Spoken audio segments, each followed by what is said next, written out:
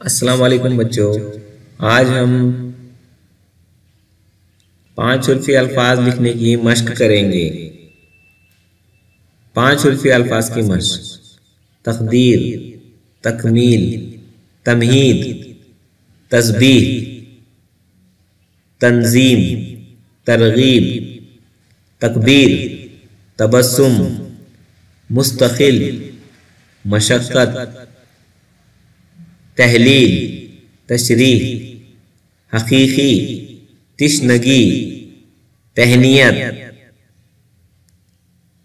तशबिया, मस्मार, मसला, ताऊज़, तश्कील,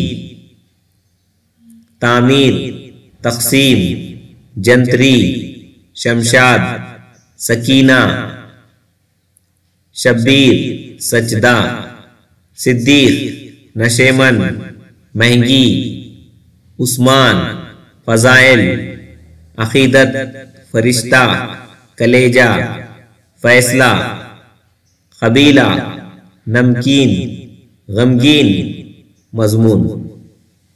बच्चों, अब इन 5 उर्फी अल्फाज को लिखिए और पढ़िए।